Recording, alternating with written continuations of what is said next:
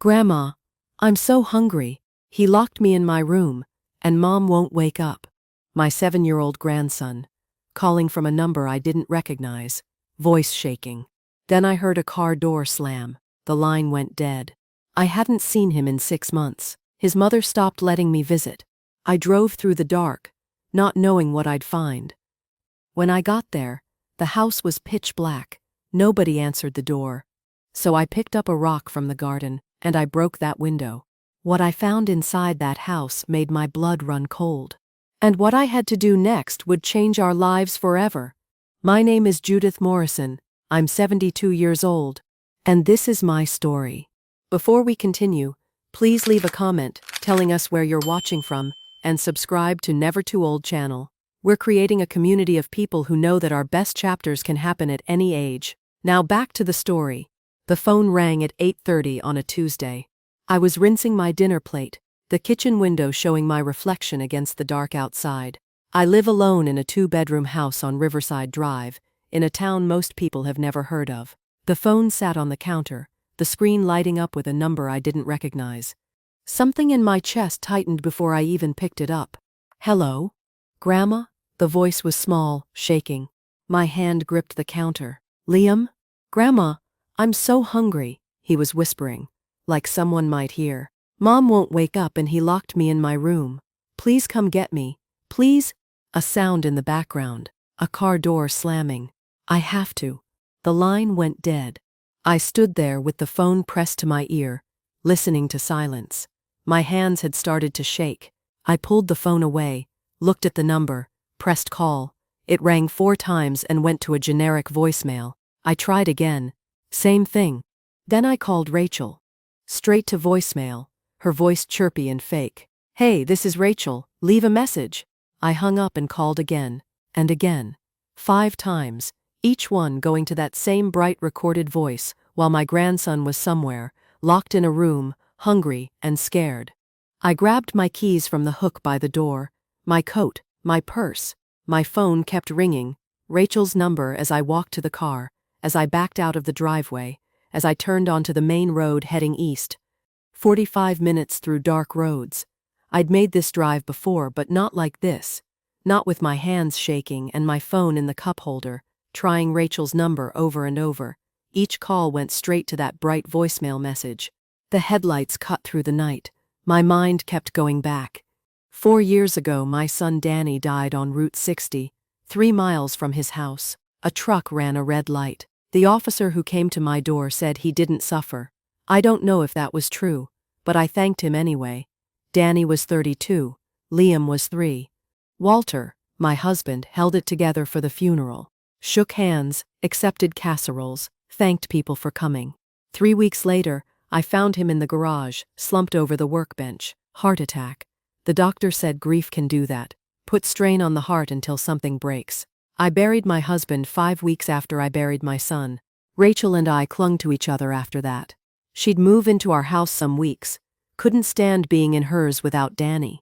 Liam would sleep in his father's old room, and I'd make breakfast for the 3 of us. We didn't talk much, just sat together. I thought we'd always have that. Then 2 years ago she met Derek at some bar in town. He seemed fine at first, polite enough when he came to pick her up. He had a job doing something with construction, said he made decent money. Rachel smiled more when she talked about him. I wanted her to be happy. She'd lost so much. The visits started spacing out. Every week became every other week. Then once a month. Then she called and said they were moving. Derek had a better opportunity an hour away. And could I help them pack? I drove out and loaded boxes into a truck. Derek barely looked at me. Rachel was jumpy, talking fast about their new place and how Liam would love the backyard. Liam sat on the porch steps, quiet. He was 5 then. After they moved, I'd call, and Rachel would say they were busy, settling in. Derek was working long hours. I could come visit in a few weeks. A few weeks turned into 2 months. When I finally drove out to Pine Street unannounced, Rachel answered the door in sweatpants, her hair unwashed. The house smelled like stale beer. She said Liam was napping, and I should have called first. I saw him for 20 minutes. He looked smaller than I remembered. The last time I saw Liam was 6 months ago.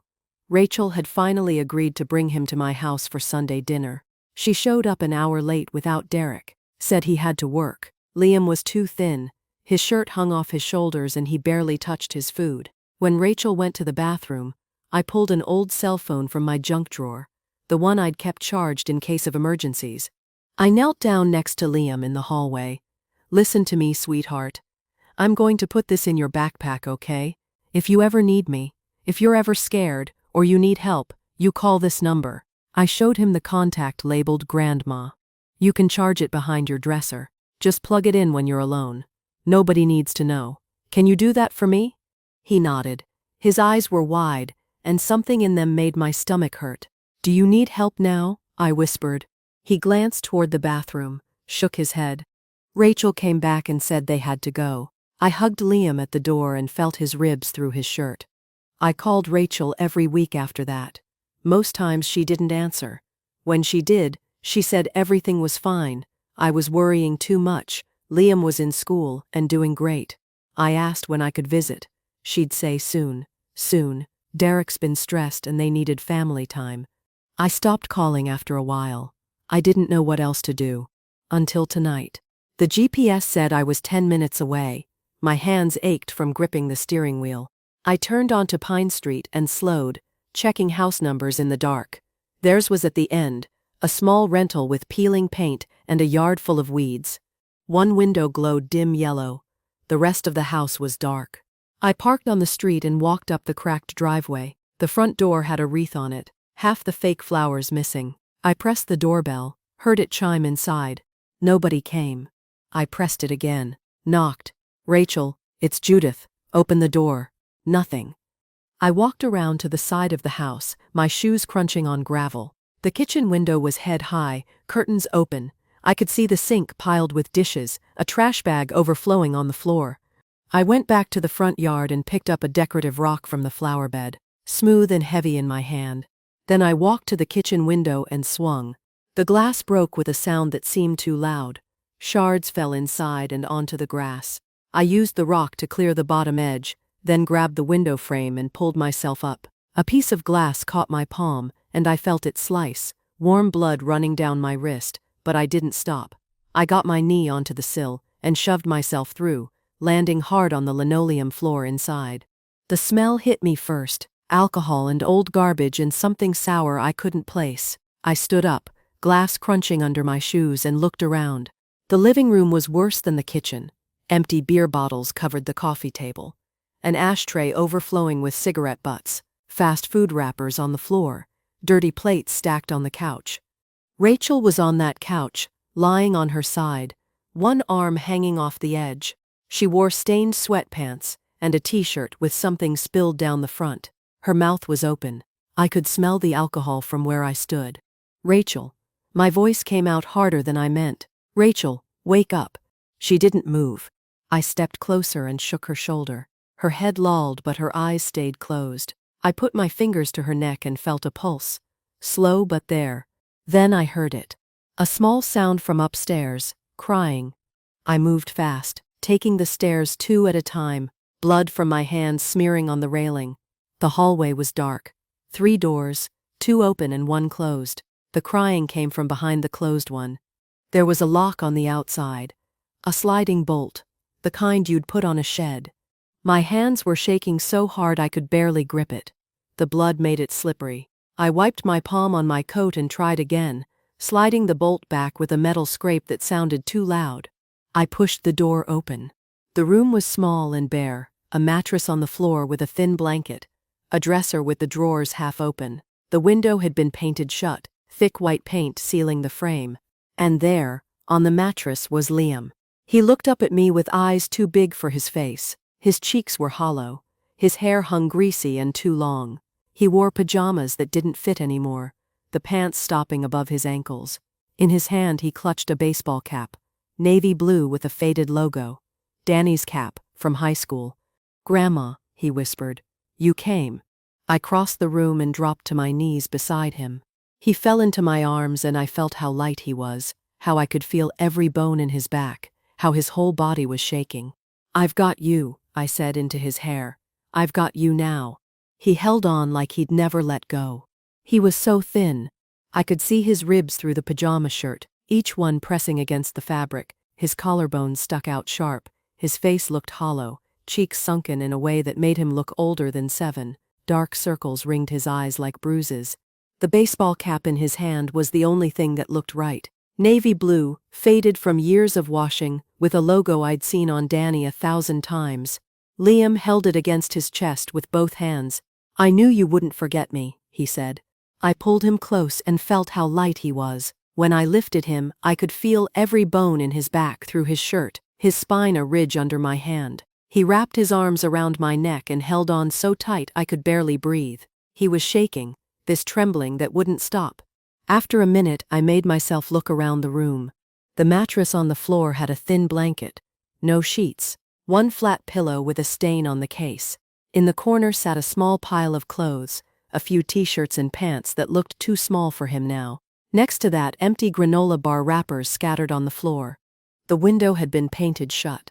Thick white paint sealing the frame closed. The dresser had 3 drawers, 2 hanging open and mostly empty. Behind it, just visible, a white phone charger cord plugged into the outlet, the one I'd told him to use. On the outside of the door, that bolt lock, shiny and new against the old wood. I looked down at Liam. "Tell me what's been happening." He pulled back enough to see my face. His eyes were red. "Derek locks me in here every night. When he gets home from work, he puts me in and locks the door." "Every night?" "Yeah. And he doesn't let me out until morning. Sometimes he brings crackers or a sandwich first. Sometimes he forgets." His voice got smaller. "When he forgets, my stomach hurts real bad." "What about your mom?" "She sleeps all the time. She doesn't wake up when I yell for her." He wiped his nose with the back of his hand. "Derek says she's tired and I need to leave her alone."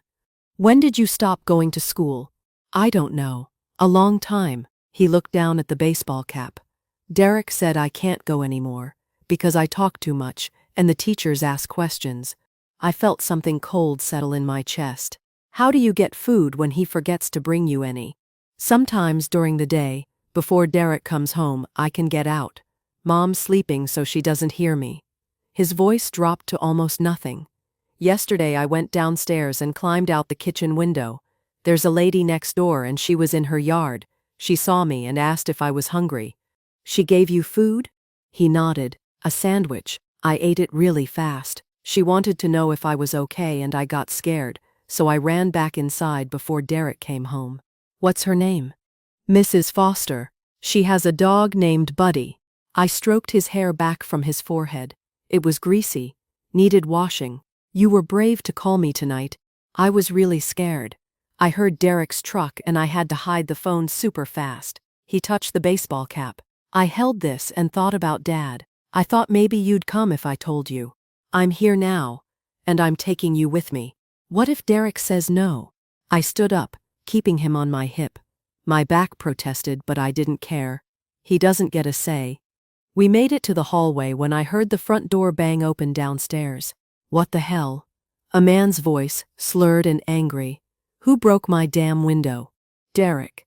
I kept walking toward the stairs. Liam's arms tightened around my neck. Derek appeared at the bottom, swaying. He was a big man, over 6 feet, with a gut hanging over his belt. His face was red, and his eyes unfocused. He looked up and saw us. "Judith?" He grabbed the railing. "What are you doing in my house?" I came down the stairs slowly, one hand on Liam's back, the other on the railing. Blood from my cut palm left smears on the white paint. "I'm taking him with me." "The hell you are." He started up toward us. "You broke into my house. I'm calling the cops." "Good." I stepped past him on the stairs, turning sideways to keep Liam away from him. "I already am." "You can't just take him." His breath smelled like whiskey. "Get out." I reached the bottom and walked into the living room. Rachel was still on the couch, hadn't moved. Derek followed, stumbling over a beer bottle on the floor. I pulled my phone from my coat pocket and dialed 911, put it on speaker. 911, what's your emergency? My name is Judith Morrison. I'm at 247 Pine Street. I need police and an ambulance. My grandson has been locked in a room and starved. His mother is unconscious from alcohol. Derek's face went white, then red. You can't. There's also an intoxicated man here threatening me. Ma'am, are you in immediate danger? Not if he stays back. Units are on the way. Stay on the line. Derek took a step back, then slumped into the recliner. This is my house, he muttered. My house. Liam buried his face in my neck. The sirens came fast. Red and blue lights flashed through the window, car doors slamming, heavy footsteps. 2 officers came through the broken kitchen window, hands near their belts. The first one through was a woman, dark hair pulled back, sharp eyes scanning everything. I'm Officer Harper. Who called? I did. I nodded toward Derek in the chair. That's Derek Vaughn. The woman on the couch is my daughter-in-law, Rachel Morrison. This is my grandson, Liam. Officer Harper came closer and looked at Liam. Her expression stayed neutral, but something shifted in her eyes. Hi, Liam. I'm Linda. Liam turned his face away. The second officer, younger with a nameplate reading Parker, moved toward Derek. Sir, stand up, please. Derek didn't move. Sir. Derek stood slowly, hands up. I didn't do anything. She broke in. Officer Harper kept her attention on me. Ma'am, what happened? I told her. The phone call, the drive, breaking the window, finding Liam locked in a room upstairs, the lock on the outside of his door, how light he was when I picked him up. While I talked, Officer Parker went upstairs. I heard his footsteps, the creak of the door, his radio crackling. Harper, you need to see this. Officer Harper touched my arm. Wait here. She went up, came back 2 minutes later with her jaw tight. Mr. Vaughn, turn around, hands behind your back.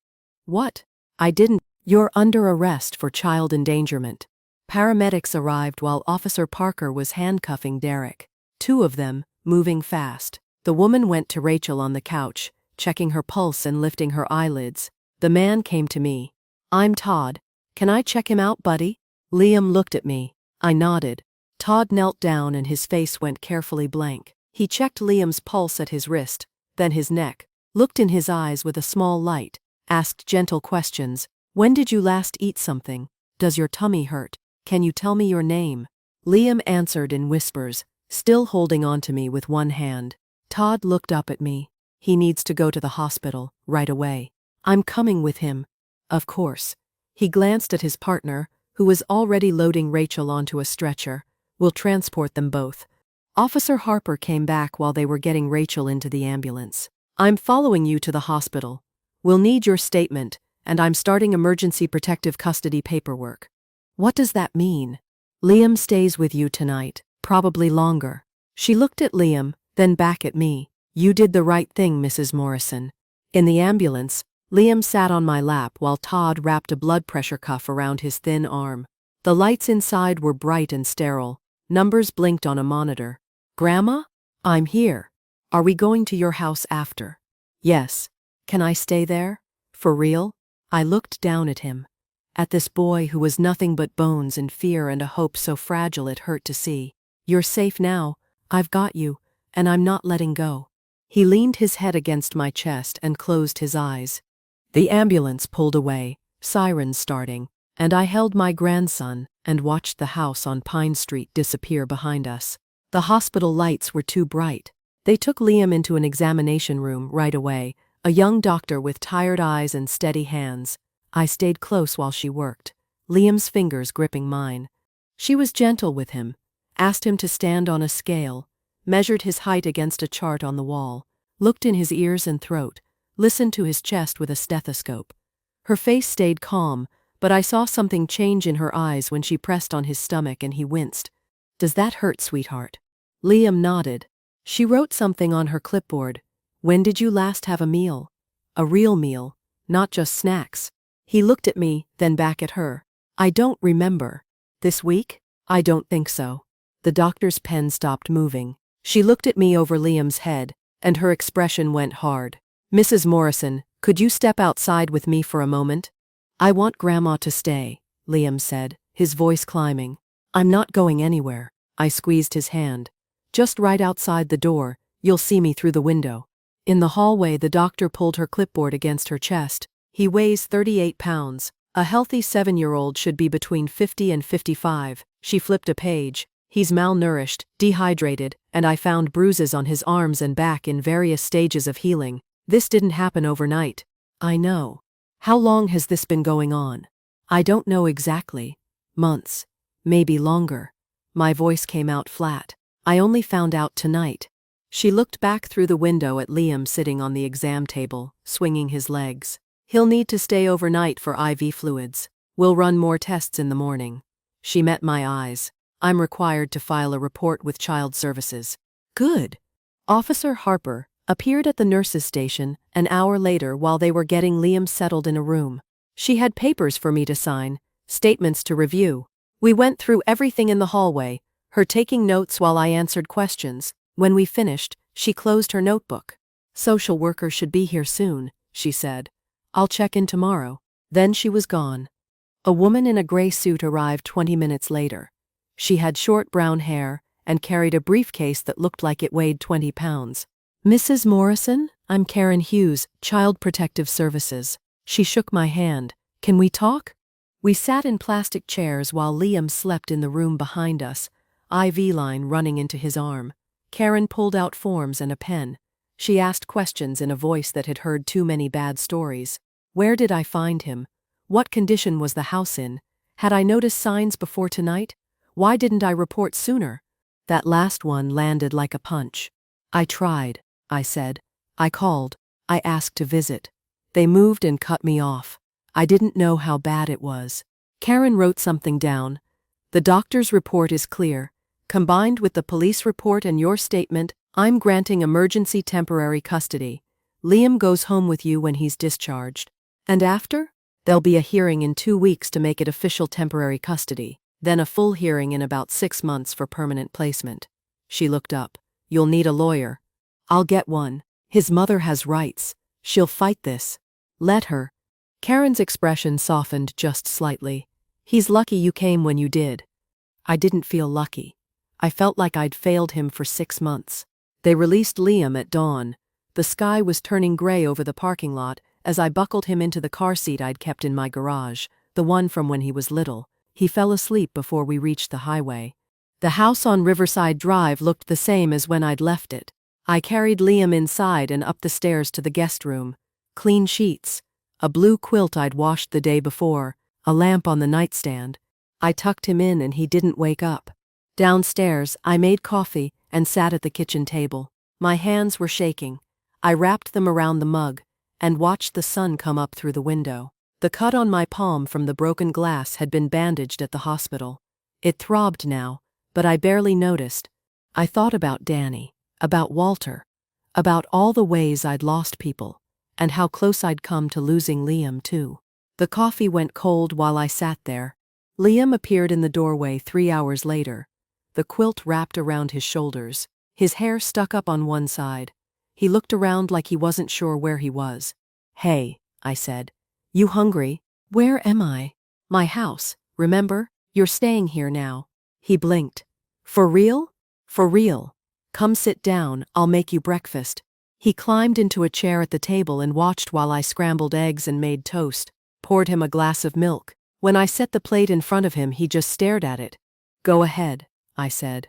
He picked up the fork and took a small bite, then another. He ate slowly, like he was testing whether the food would stay, whether I'd take the plate away. Can I really stay here? He asked. Yes, you can. He took another bite, drank some milk. A minute passed. Can I really stay? I sat down across from him. Yes, Liam, you're staying with me. He nodded and kept eating. Got halfway through the eggs. Grandma? Yeah? Can I really stay? Yes, I said. I promise. He finished his breakfast after that. I called a lawyer that afternoon while Liam napped upstairs. Patricia Dunn had an office downtown, above a coffee shop. She was in her 50s with gray streaking through her dark hair and eyes that didn't miss anything. She listened while I told her everything, took notes on a yellow legal pad. When I finished, she sat back in her chair.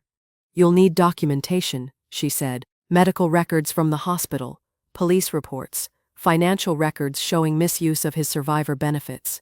He gets survivor benefits? From his father's Social Security. Should be going to whoever has custody. She made a note. I'll need to subpoena Rachel's bank records. If she's been misusing that money, it'll help our case. It'll take about a week to get them. How much are we talking about? Depends on what your son was earning, but probably over $1,000 a month. She looked up. If they've been spending it on anything other than Liam's needs, we'll have proof of financial exploitation. Do what you need to do. The hearing is in 2 weeks. I'll have everything ready. A week later, Patricia called. The bank records came through. You need to see these. I went back to her office. She had printouts spread across her desk, lines highlighted in yellow. Liam receives $1,250 a month in survivor benefits from his father's Social Security. She pointed to the deposits, regular as clockwork. Now look at where the money's going. I looked. Liquor stores, bars, a tattoo parlor, cash withdrawals at casinos, online sports betting, restaurant charges for $50, $60, $80, almost nothing at grocery stores. They were using his money, I said. Every cent of it. Patricia tapped one line. This charge here, that's a truck payment. They used a dead man's Social Security benefits to pay for Derek's truck. My hands curled into fists on the desk. We'll use this in court, she said, along with everything else. Over the next 10 days, Patricia collected witness statements. The neighbor, Mrs. Foster, told how she'd seen Liam climb out a window looking thin and scared, how she'd given him a sandwich and asked if he was okay. His teacher, Mrs. Warren, provided records showing he'd attended school irregularly for 6 months before stopping completely 3 months ago. She'd noticed bruises on his arms, watched him lose weight, filed a report with CPS. Patricia got a copy of that CPS report. A caseworker had called Rachel, who said everything was fine. Liam had the flu. He'd be back in school soon. The caseworker marked it resolved and closed the file. Happens more than it should, Patricia said, her voice tight. Liam's pediatrician hadn't seen him in 14 months. No checkups, no vaccinations, no records at all. Rachel called me 4 days after I brought Liam home. She'd been released from the hospital the day before. I was making dinner when my phone rang. Unknown number. Judith? Her voice was thick, words sliding together. I need to talk to you. What do you want, Rachel? I want my son back. You can't just take him. You had no right to. I had every right. It was one bad night. I had a medical episode. I was sick. You were drunk. You've been drunk for months. That's not fair. You don't know what I've been dealing with. Losing Danny, trying to keep things together. You locked him in a room. Silence. You starved him, I said. You let Derek hurt him. Derek never hurt him. He was just trying to help. Liam is difficult sometimes, and Derek was doing his best. He's 7 years old, and he weighed 38 pounds. I love my son. Then you should have fed him. She started crying. I hung up. 2 weeks after that night at the hospital, I walked into the courthouse with Patricia. She carried a briefcase in one hand and a folder thick with papers in the other. I'd asked my neighbor Carol to watch Liam for the morning. They'll have a lawyer, Patricia said as we climbed the steps. Public defender, probably. They'll try to make you look like you overreacted, say you're too old to care for a child. Don't let them rattle you. I won't. The courtroom was smaller than I expected. Rachel sat at a table with Derek and a young man in a cheap suit who looked barely out of law school. She wore a dress I'd never seen before, and her hair was pulled back neat. Derek had on a button-down shirt. They both looked sober. Rachel saw me, and her face crumpled. Derek stared straight ahead. The judge was a woman in her 60s with silver hair and reading glasses on a chain. Judge Harriet Powell, according to the nameplate on her desk. She reviewed the file in front of her, then looked at all of us. This is a hearing for temporary custody of Liam Morrison, age 7. Mrs. Morrison, you're petitioning for custody? Patricia stood. Yes, Your Honor. On what grounds? Severe neglect and child endangerment. We have medical reports, police reports, witness statements, and financial records documenting misuse of the child's survivor benefits. The public defender stood. Your Honor, my clients admit they had a difficult period, but this is an overreaction by a grandmother who— I've read the medical report, Judge Powell said, cutting him off. The child weighed 38 pounds and showed signs of long-term malnutrition. That's not a difficult period. That's neglect. The public defender sat down. Judge Powell looked at the papers in front of her for a long moment. flipped through pages, read something twice. Her jaw tightened. I'm granting temporary custody to Judith Morrison for 6 months pending a full custody hearing. Rachel Morrison will be allowed supervised visitation only, contingent on passing drug and alcohol screening before each visit. Derek Vaughn is barred from any contact with the child. Rachel let out a sound like something breaking. Derek shoved his chair back and stood. This is garbage. She broke into our house. Mr. Vaughn, sit down or I'll hold you in contempt. He grabbed his jacket and walked out. The door slammed behind him. Rachel was crying, her lawyer trying to talk to her in a low voice. She looked across the room at me, and I saw hurt and anger mixed together in her eyes. Judge Powell signed a document and handed it to the clerk. The full custody hearing is scheduled for 6 months from today. Mrs. Morrison, the child remains in your custody until that time. Patricia touched my arm. Let's go. Outside on the courthouse steps, I stood in the sun and let myself breathe. You won, Patricia said. For now. For now is enough. I drove home to find Liam and Carol in the kitchen making cookies. He had flour on his nose and was pressing shapes into dough with a cookie cutter.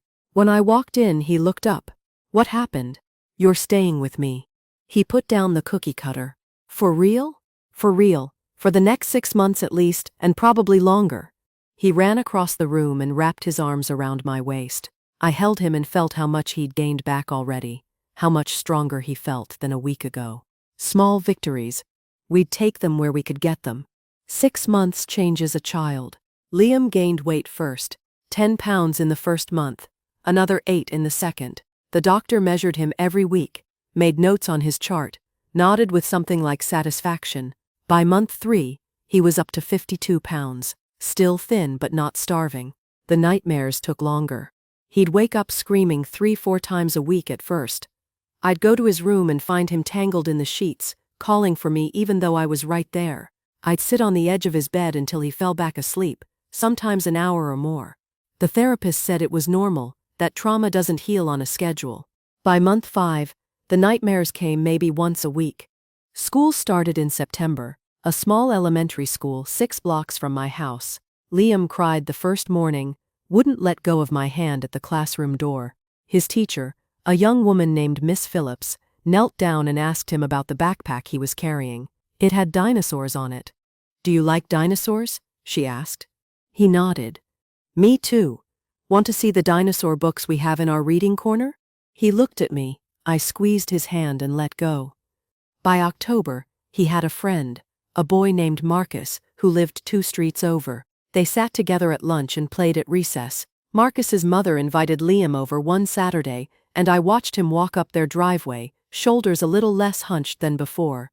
Small victories. Rachel was supposed to visit every Saturday at the supervised visitation center. The court order was clear. 10 a.m., 1 hour, social worker present, must pass alcohol screening first. The first Saturday, she didn't show. The second Saturday, she showed up drunk. The social worker turned her away and made a note in her file. Third Saturday, she came sober and on time. Liam sat across from her at a small table in a room painted yellow with toys in the corner. She tried to talk to him about school, about what he liked to do now. He gave one-word answers and watched the clock. After a month, he stopped asking if she was coming. You don't have to go if you don't want to, I told him one Friday night.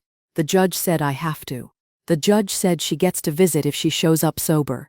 You don't have to want it. He looked down at his hands. She's my mom. I know, but I don't want to see her. That's okay too. Rachel missed the next 3 visits. Liam didn't ask why. Patricia called me in early March, a week before the full custody hearing. They hired a real lawyer, she said. Not a public defender, someone with an actual practice. How? Derek's brother, apparently. He knows someone who owed him a favor. She paused.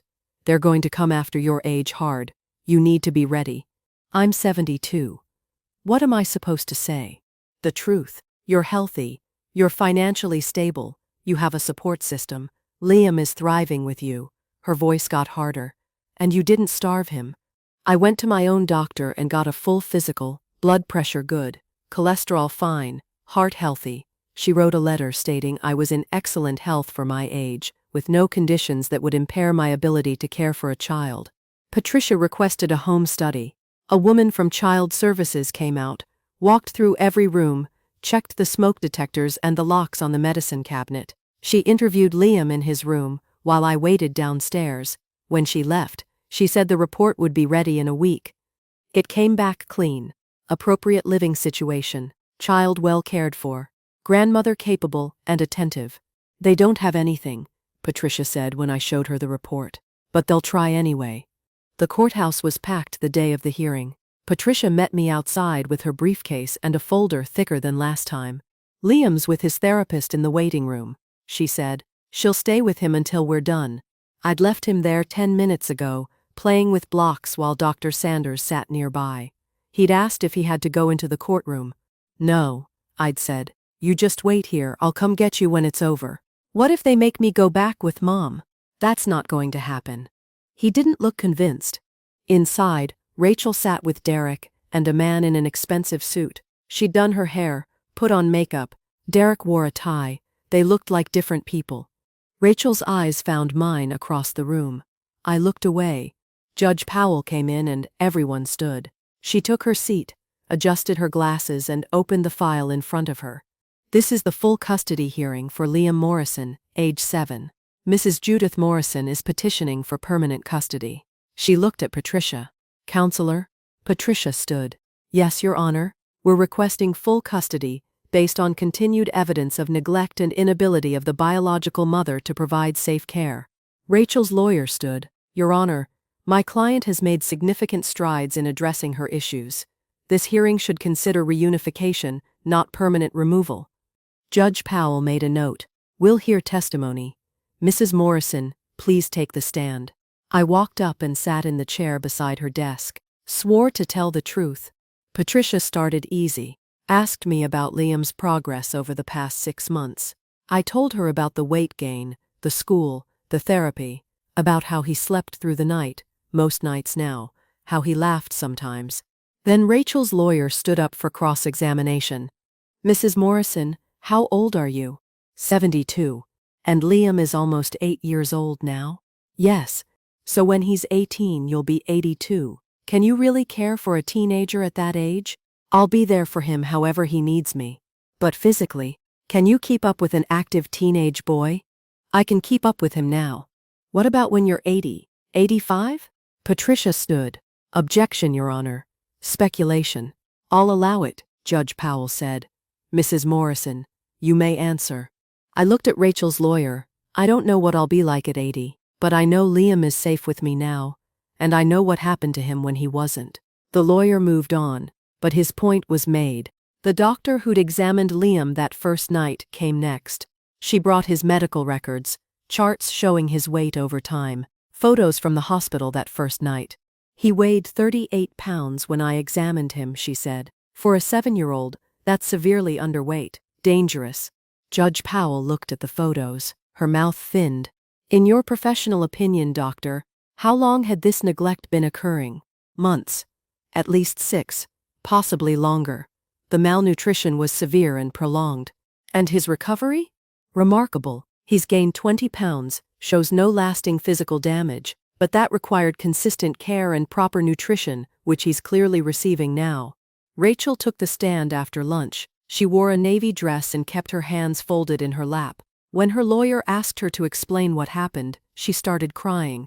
It was the worst time of my life, she said. I lost my husband. I was grieving. I made mistakes. Do you love your son? More than anything. What happened the night Mrs. Morrison took him? I'd been sick. I took too much cold medicine, and it made me drowsy. Derek was at work, and I just fell asleep. When I woke up, Liam was gone. Patricia stood for cross-examination. Miss Morrison, you testified you were sick. Is that why your blood alcohol level was 0.23 when the paramedics tested you? Rachel's face went red. I had been drinking earlier, but 0.23 is nearly 3 times the legal limit. Patricia pulled out a paper. Hospital records show you were treated for alcohol poisoning. I made a mistake that night. What about the lock on the outside of your son's bedroom door? Derek put that there. I didn't know. You didn't know your son was being locked in his room every night? Rachel's lawyer objected. Judge Powell overruled it. I was asleep. Rachel said. Derek handled things at night. How many supervised visitations have you attended in the last 6 months? Rachel looked down. I don't know. Several. According to the social worker's report, you've attended 4 out of 26 scheduled visits. You missed the rest or showed up intoxicated. Silence. Do you love your son, Ms. Morrison? Yes. Then why didn't you feed him? Rachel started crying again. Her lawyer called for a recess. Derek took the stand after the break. He sat with his arms crossed, jaw tight. Mr. Vaughn, what was your role in Liam's care? I tried to help Rachel. The kid was difficult, didn't listen. How did you discipline him? Send him to his room. Timeouts. Patricia stood. You locked him in his room with a bolt on the outside of the door. He needed boundaries. You spent his survivor benefits on alcohol and gambling. That's not. We had expenses. According to bank records, Liam received $1,250 monthly. Your rent was $800. Where did the rest go? Derek's face went red. We had other bills. Like your truck payment? Your bar tabs? Objection, Rachel's lawyer said. Overruled. Patricia pulled out more papers. Mr. Vaughn, you pled guilty to misdemeanor child neglect 6 months ago. Is that correct? Yeah. You received probation and were ordered to stay away from Liam. Yeah. Do not his mandva the train. You're violating that order by being here today. Derek shifted in his seat. Judge said I could come for the hearing. No further questions. Judge Powell took a 15-minute recess. When she came back, the courtroom went silent. I've reviewed all testimony and evidence, she said. I've been on this bench for 30 years. I've seen a lot of cases. This one is clear. She looked at me, then at Rachel. Age is not a barrier to custody when the alternative is a child suffering. Liam Morrison has thrived in his grandmother's care. He's gained weight, he's in school, he's in therapy. All reports indicate he's doing well. Rachel grabbed her lawyer's arm. Full permanent custody is granted to Judith Morrison. Judge Powell signed a paper. Rachel Morrison may petition for supervised visitation if she completes a residential treatment program and maintains sobriety for 1 year. Derek Vaughn is permanently barred from contact with the child. She brought down her gavel. Rachel made a sound like something dying. Derek stood and walked out without looking back. I sat very still. Court is adjourned. Patricia touched my shoulder. You won. Outside in the hallway, I found Liam with Dr. Sanders. He looked up when he saw me. What happened? I knelt down in front of him. You're staying with me. For good. Really? Really. He threw his arms around my neck and held on. I closed my eyes and held him back. For good.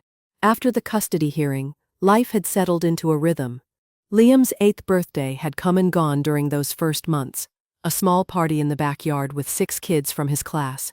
Marcus and his little sister came. There was cake with blue frosting that stained everyone's mouths. Liam opened presents on the picnic table while the other kids chased each other around the yard. Books, a soccer ball, building blocks. When everyone left, he'd sat on the porch steps with me. That was a good birthday, he'd said. Yeah? The best one I remember. Now, a year after the court hearing, he was up to 58 pounds. The nightmares came maybe once a week. Dr. Sanders said he was doing well, that kids are resilient when they have stability. Rachel didn't come to that birthday party, didn't call, didn't send a card. The supervised visitation center stopped scheduling appointments for her after she missed 10 in a row. The social worker called to tell me Rachel had been banned from the center until she could provide proof of sobriety. How is she? I asked. Not good, Mrs. Morrison. I tried calling Rachel twice that summer. The first time she answered and started yelling, said I'd stolen her son, ruined her life, turned everyone against her. I hung up. The second time, a man answered. Derek? She doesn't want to talk to you, he said. I didn't call again. Instead, I focused on Liam, on the life we were building. In the evenings after dinner, I'd pull out the boxes I'd kept from Danny's childhood. Photo albums, his old baseball card collection in plastic sleeves, the jacket he wore in high school with his name stitched on the back. Liam would sit next to me on the couch and I'd tell him stories. Your dad was terrible at math, I said one night, showing him a report card. But he never gave up. He'd sit at this same kitchen table for hours working on problems. Was he good at baseball? He was okay. Better at trying hard than being naturally talented. I pulled out a team photo. That's him in the back row. Number 12. Liam traced his finger over his father's face. I look like him. You do. Around the eyes especially. Do you think he'd like me? My throat got tight. He'd love you. He did love you. The time he had with you. Liam held the photo for a long time. 8 months after the custody hearing, Patricia called. Rachel's in the hospital, she said. ICU, alcohol poisoning, nearly died. I sat down at the kitchen table. Is she okay? She's alive. Barely. Patricia paused. She asked the social worker for your number, wants to talk to you. Derek with her? He didn't even visit. I looked at the calendar on the wall. Liam would be home from school in an hour. I'll think about it. I drove to the hospital the next morning after dropping Liam at school. The ICU was on the 4th floor, quiet except for the beeping of machines. Rachel was in room 412. She looked small in the bed. Gray-faced, thin in a way that wasn't healthy. IV lines in both arms, monitors tracking her heartbeat and breathing. Her eyes were closed. I stood in the doorway, not sure if I should stay or go. She opened her eyes and saw me. Started crying immediately. Judith, you came. I walked in and sat in the chair next to her bed. Didn't say anything. I'm sorry, she said. Her voice was rough, broken. I'm so sorry for everything. I've lost everything. My son, my house, my whole life. You didn't lose Liam. You chose alcohol over him. She flinched but didn't argue. I know. Why did you want me here? Because you're the only person who came. Fresh tears ran down her face. Derek's gone. My friends stopped calling. The hospital said I almost died and I realized nobody would have cared. A doctor came in, checked Rachel's chart. He wore scrubs and had a stethoscope around his neck. Ms. Morrison, we need to talk about next steps, he said. He looked at me. Are you family? Her former mother-in-law. He nodded. Miss Morrison, your liver is failing. If you continue drinking, you won't survive another episode like this. I'm recommending inpatient treatment. 90 days minimum. Rachel looked at me, then back at the doctor. What if I say no? Then you'll be dead within a year. Probably sooner. The room went quiet except for the beeping machines. Rachel turned to me. If I do this, if I really get sober, will you let me see Liam again? I met her eyes. Prove it first. Not for me, for him. If I get better, if I really change, then we'll see, but I'm not promising anything. She nodded and closed her eyes. Okay, I'll do the program.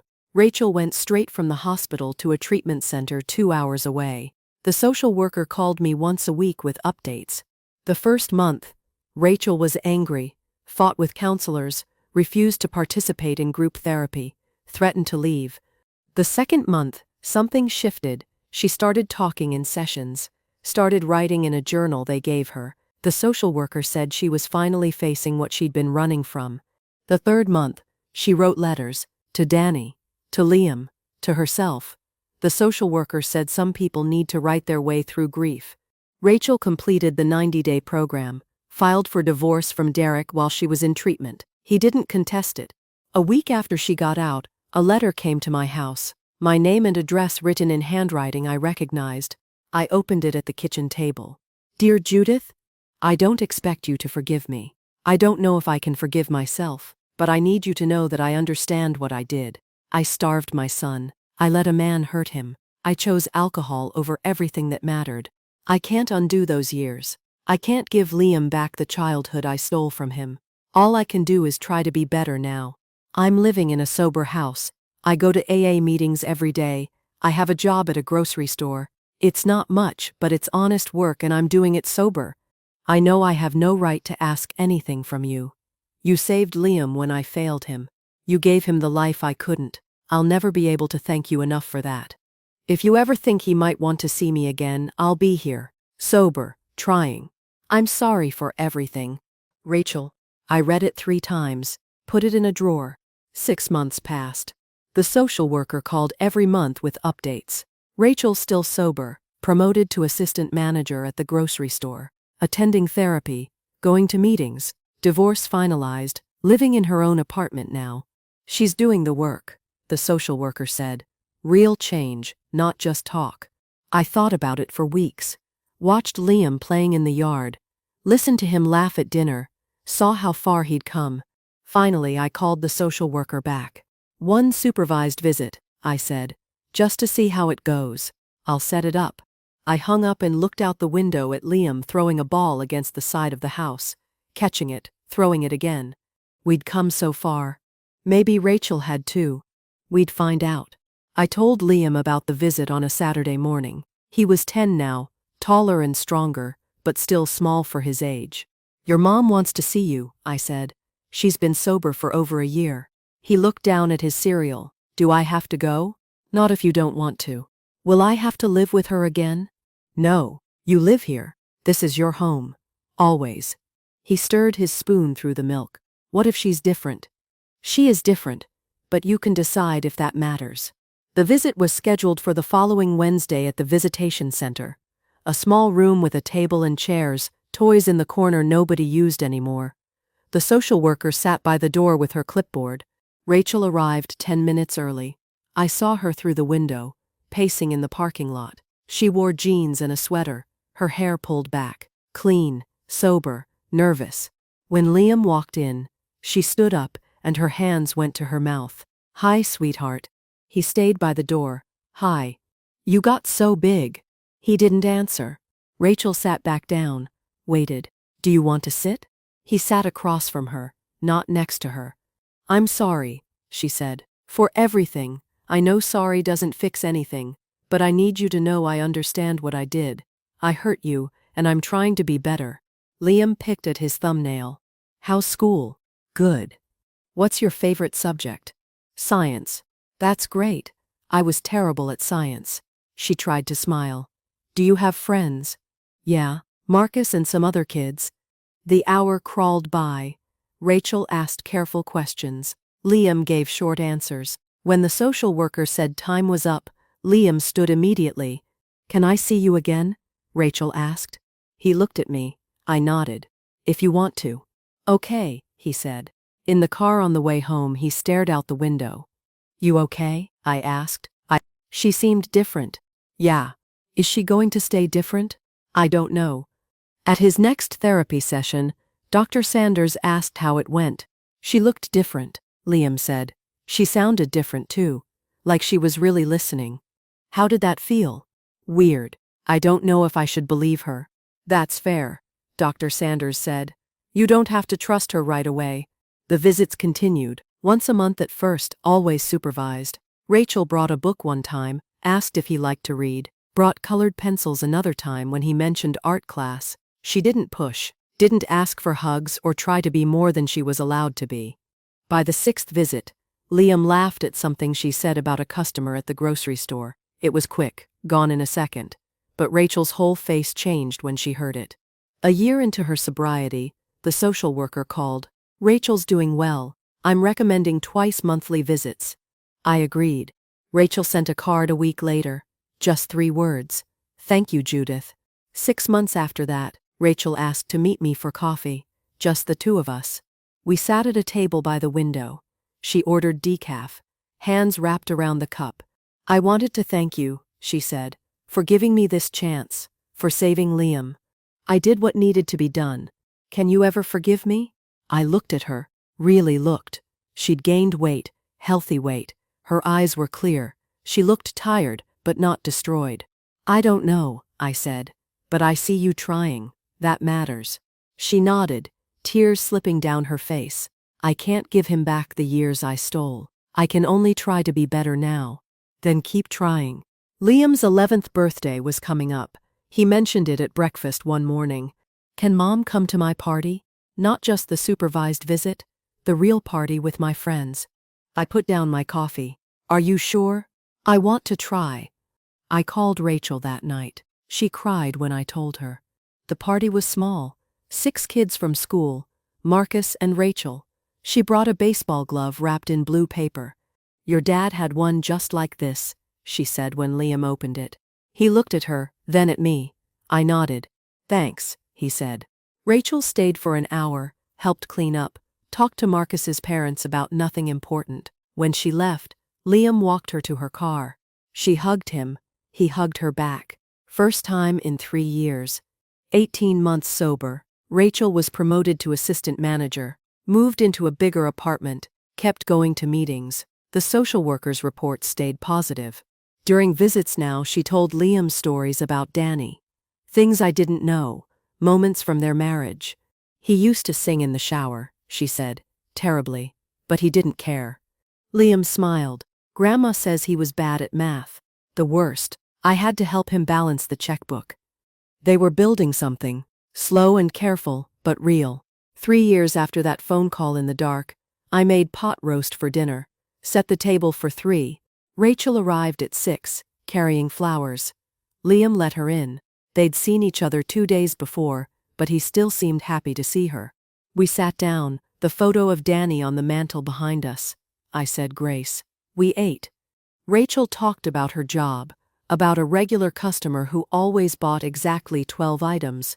Liam showed us a school project about family trees. He'd included both of us, Rachel and me, branches growing in different directions but connected. This is really good, Rachel said, studying it. Miss Phillips gave me an A. After dinner, Liam went to his room to finish homework.